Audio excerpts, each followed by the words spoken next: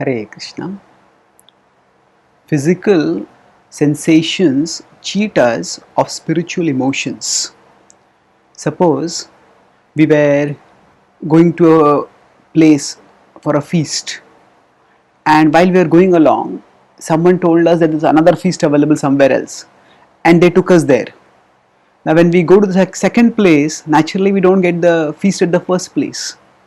And if at the second place we find that actually there's no feast, but there are only some dry crumbs of food which are actually not very tasty also and which are not adequate also, we would feel infuriated at that person who had misled us like this, who had taken us away from a sumptuous feast and brought us to these dry crumbs of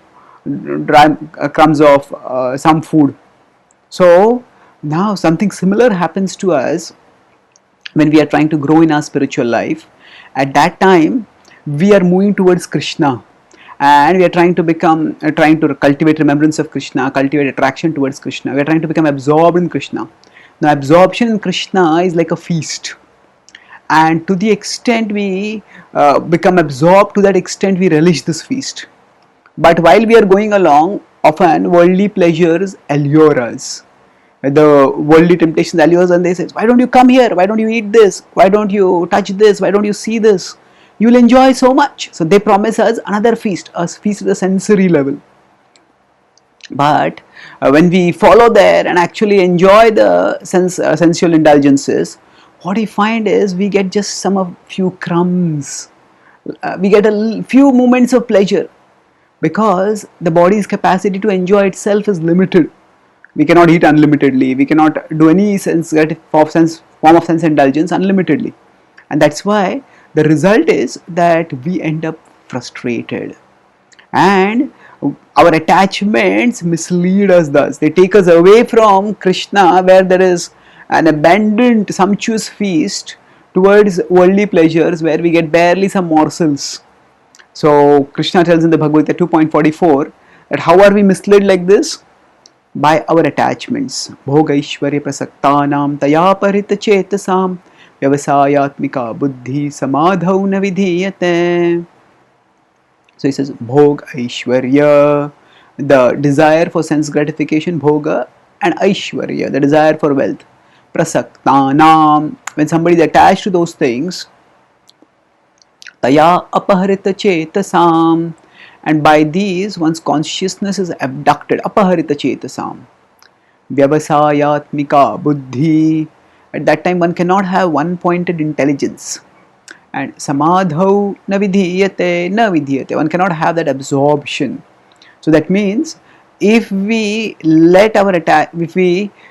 have attachments, and if we give in to our attachment, then we are allured away from Krishna, from absorption Krishna, samadhau na vidhiyate, by those allurements. So now normally what would we do? If some person cheated us like this, next time if that person allured us, we would refuse. So we all have experience of the emptiness, of the anticlimax of worldly pleasures. So if we remember this, then we can stay fixed, not let ourselves get distracted by the world's promises of pleasure. And what do we have to choose between? We have physical sensations on one side, wherein the contact of the senses with the sense objects, that produces some sparshaja bhoga. There's pleasure that comes from the contact of the senses with the sense objects. But basically they're sensations.